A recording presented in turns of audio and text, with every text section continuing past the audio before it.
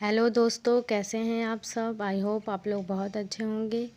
तो आज हम लोग उद्दीपन परिवर्तन कौशल को देखेंगे। इससे पहली वाली वीडियो में हम लोगों ने सैमपट लेखन को देखा था और आज हम लोग उद्दीपन परिवर्तन कौशल को देखेंगे।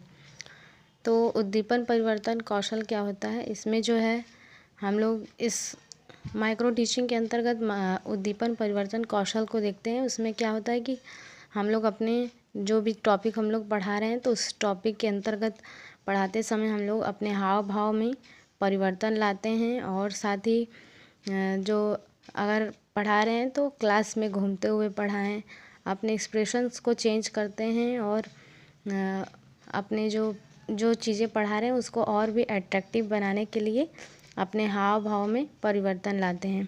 साथ ही अपने आवाज़ में जो है उतार चढ़ाव लाना, ये सब उद्दीपन परिवर्तन के घटक होते हैं।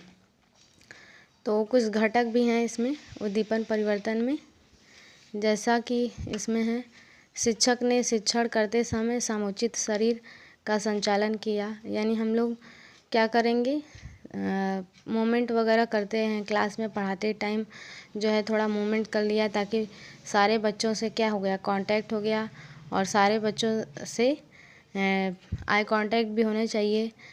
और बच्चों को और भी ज़्यादा अट्रैक्टिव करने के लिए हम लोग क्लास में घूम के पढ़ाते हैं, अगर कहानी वगैरह बता रहे हैं तो।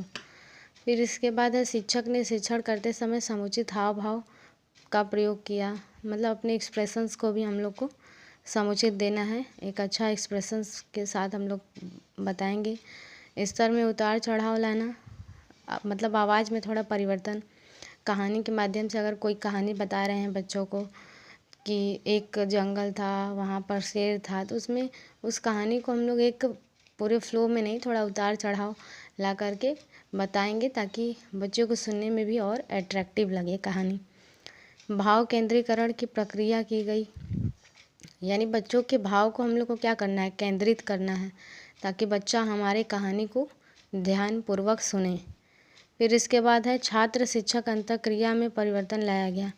यानी जो हम लोग जो हैं छात्र शिक्षक अपने अंतःक्रिया में परिवर्तन लाएंगे, उतार चढ़ाव लाना है, आवाज़ में परिवर्तन करना है, हाव भाव का परिवर्तन करना है, क्लास में घूम फिर के पढ़ाना। फिर इसके बाद जो है मौन विराम का प्रयोग किया, जहाँ पे मतलब कहानी को थोड़ा सा मौन विराम आ गया तो वहाँ पे रुक गए, फिर उसके बाद स्टार्ट किया। तो ये नहीं है कि एकदम लगातार पढ़ते गए बुक से, जैसे लगे कि बुक से पूरा पढ़ते जा रहे हैं, उस तरीके से नहीं होना चाहिए। दृश्य श्रव्य में परिवर्तन किया गया, जैसे जो कहानी सुना रहे हैं कि एक घना जंगल था तो जंगल दिखा दिया, वहाँ पे खूंखार शेर रहता था, तो उसको इमेज के थ्रू हम लोग दिखाएंगे तो ज़्यादा अट्रैक्टिव लगेगा और ज़्यादा बच्चे उसकी तरफ अट्रैक्ट होंगे, कहानी को और ध्यानपूर्वक सुनेंगे। एक है कि आप नॉर्मल बता रहे हैं और एक थोड़ा सा उसमें हाव भाव में परिवर्तन लाएंगे तो बच्चे सुनेंगे और ज़्यादा उनका जो है उसके प्रति रुचि उनकी बढ़ेगी। उद्दीपन परिवर्तन में छात्र का सहयोग लिया गया। हम लोग उस छात्र का सहयोग लेंगे, मतलब अपने हाव भाव में परिवर्तन करेंगे अच्छे से कहानी, तो बच्चे तो सहयोग करेंगे ही अगर हमारी कहानी उन्हें अच्छी लगेगी।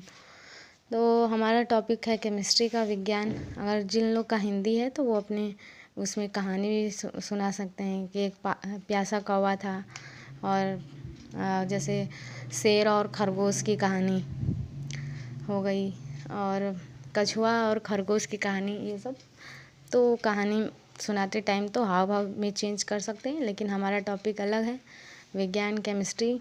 इसमें हम लोग आम्ल क्षार के बारे में बात कर रहे हैं, तो उसी के अंदर जो है हम अपने हाव भाव को परिवर्तन करेंगे।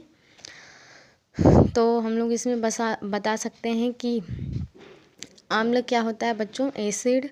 तो एसिड शब्द की उत्पत्ति जो है बच्चों एसियर शब्द से हुई है, जिसका अर्थ क्या होता है, जिसका मतलब होता है खट्टा, यानी जिसका अर्थ होता है कि खट्टा।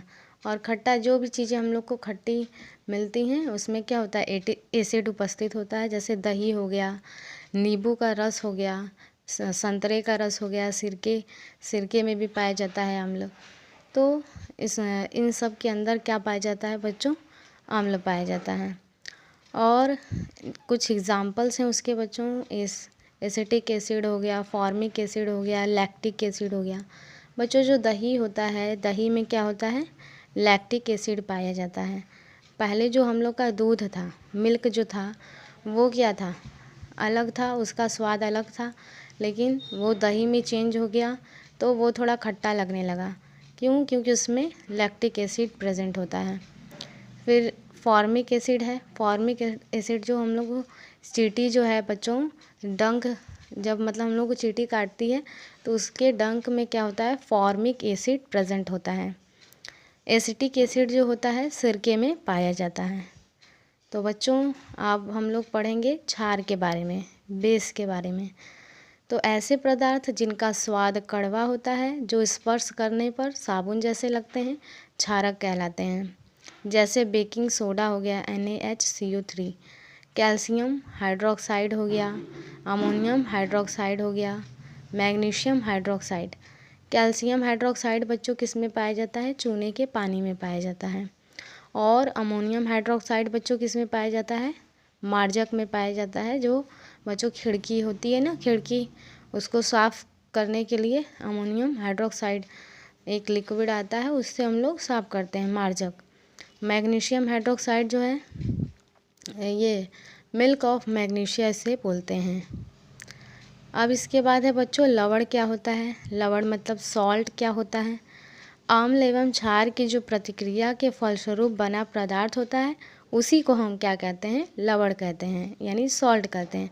जब हमारा एसिड और बेस आपस में रिएक्ट करता है तो क्या बनाता है? सॉल्ट बनाता है।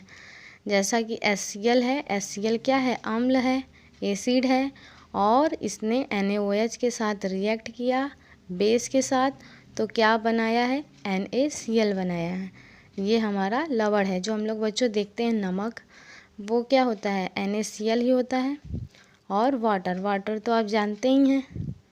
अब हम लोग के घर में फिटकरी भी यूज होता है बच्चों। तो फिटकरी आप लोगों ने देखा होगा, तो उसका देखिए फॉर्मूला क्या होता है? K2SO4 Al2SO4 का होल थ्राइस 24H2O। तो हमारा जिस तरीके से जो टॉपिक था उसमें हम परिवर्तन लाएं अपने थोड़ा आवाज़ में, और जिसका जो टॉपिक है अगर कहानी वगैरह है तो उसमें और ज़्यादा परिवर्तन लाया जा सकता है। Thank you.